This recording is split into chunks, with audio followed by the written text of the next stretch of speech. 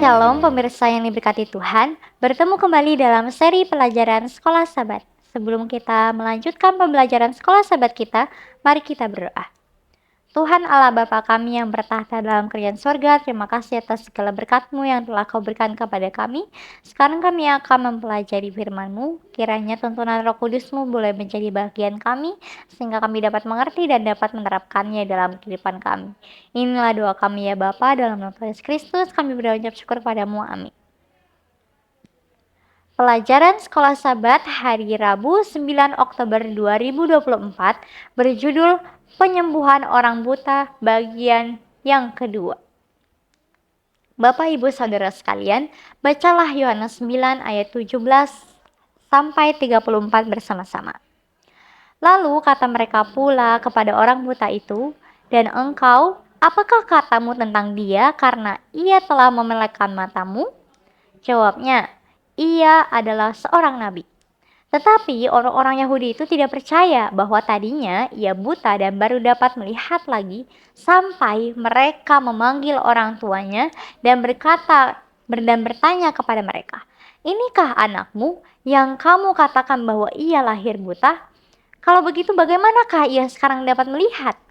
Jawab orang tua itu, "Yang kami tahu ialah bahwa dia ini anak kami dan bahwa ia lahir buta. Tetapi bagaimana ia sekarang dapat melihat, kami tidak tahu.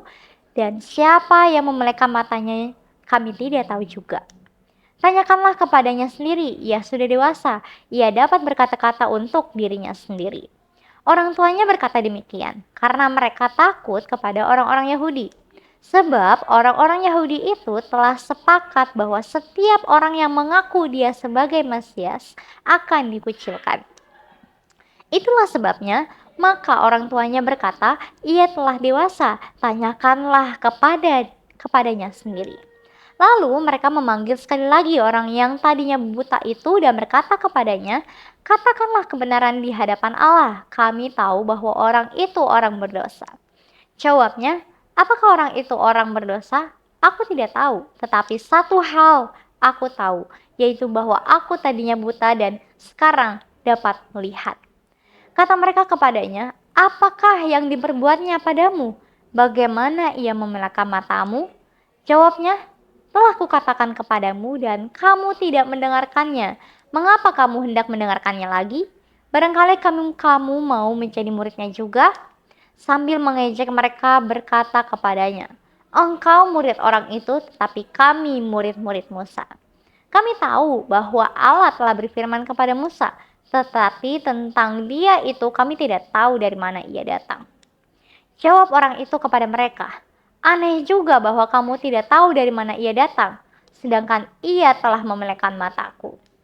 Kita tahu bahwa Allah tidak mendengarkan orang-orang berdosa, melainkan orang-orang yang saleh dan yang melakukan kehendak-Nya. Dari dahulu sampai sekarang tidak pernah terdengar bahwa ada orang yang memelekkan mata orang yang lahir buta. Jikalau orang itu tidak datang dari Allah, ia tidak dapat berbuat apa-apa." Jawab mereka, "Engkau ini lahir sama sekali dalam dosa, dan engkau hendak mengajar kami." Lalu mereka mengusir dia keluar. Pertanyaan apakah yang diajukan oleh para pemimpin dan bagaimanakah tanggapan orang tua itu? Bapak Ibu Saudara sekalian, bagian yang panjang dari Yohanes 9 ini adalah satu-satunya bagian dari kitab Yohanes di mana Yesus bukanlah pemeran utama di atas panggung. Meskipun dia tentu saja menjadi pokok pembicaraan. Sama seperti pertanyaan tentang dosa yang mengawali kisah ini dalam Yohanes 9 ayat 2. Orang-orang Farisi berpikir bahwa Yesus adalah orang berdosa karena dia menyembuhkan pada hari Sabat. Terdapat dalam Yohanes 9 ayat 16 dan 24. Dan mereka akan memfitnah orang yang telah disembuhkan itu sebagai orang yang dilahirkan dengan penuh dosa. Terdapat dalam Yohanes 9 ayat 34. Sebuah pembalikan yang aneh terjadi.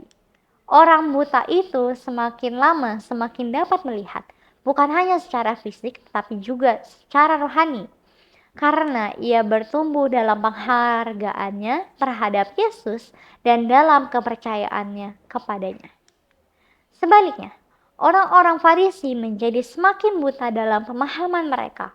Pertama-tama mereka terpecah belah tentang Yesus, terdapat dalam Yohanes 9 ayat 16. Dan kemudian mereka tidak tahu dari mana dia berasal, Yohanes 9 ayat 29. Sementara itu, kisahnya tentang mukjizat ini memberi Yohanes kesempatan untuk memberitahukan kepada kita siapa Yesus.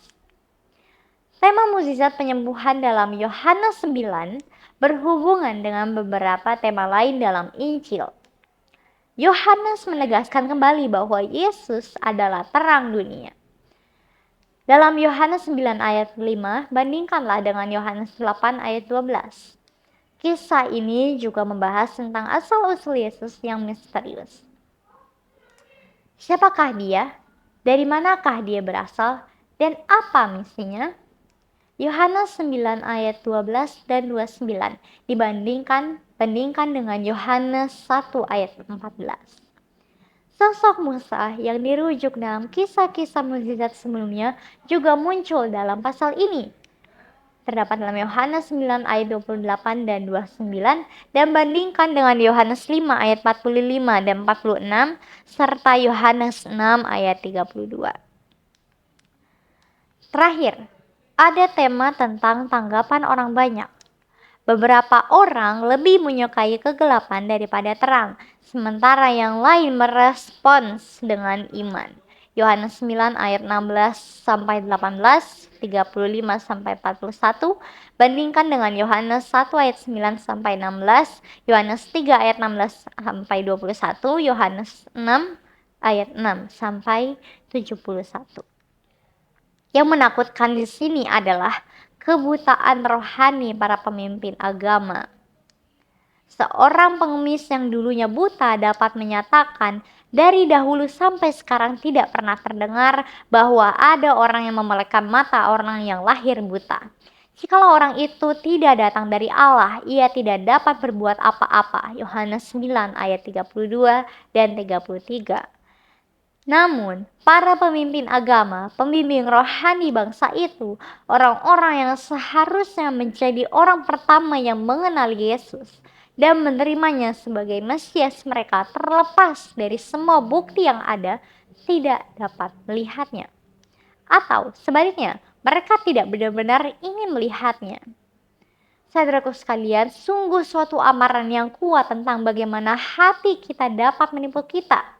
Bacalah 1 Korintus 1 ayat 26 sampai 29. Ingat saja, saudara-saudara, bagaimana keadaan kamu ketika kamu dipanggil? Menurut ukuran manusia, tidak banyak orang yang bijak, tidak banyak orang yang berpengaruh, dan tidak banyak orang yang terpandang. Tetapi apa yang bodoh bagi dunia, dipilih Allah untuk memalukan orang yang berhikmat.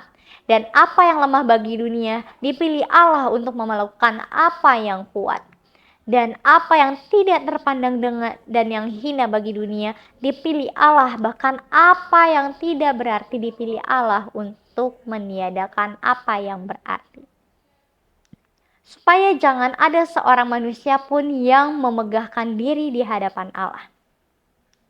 Saudaraku sekalian, bagaimanakah yang Paulus tuliskan di sana sesuai dengan apa yang terjadi dalam kisah di atas? Dan bagaimanakah prinsip yang sama berlaku bahkan sampai sekarang? Tuhan memberkati. Kita bersatu dalam doa. Tuhan Allah Bapa kami yang bertahta dalam kerajaan sorga, terima kasih atas segala berkat-Mu yang telah Kau berikan kepada kami. Sekarang kami kami sudah menyelesaikan pembelajaran kami. Tuhan kiranya menuntun kami dengan Roh Kudus-Mu agar kami dapat melakukan apa yang kami pelajari. Dan kiranya Engkau memberkati pemirsa sekalian yang belajar bersama-sama dengan saya. Kiranya Engkau memberkati mereka dengan segala pekerjaan-pekerjaan mereka dan tuntunlah mereka dalam setiap harinya. Inilah doa kami ya Bapa, dalam nama Tuhan Yesus Kristus kami berdoa dan mengucap syukur kepadamu. Amin.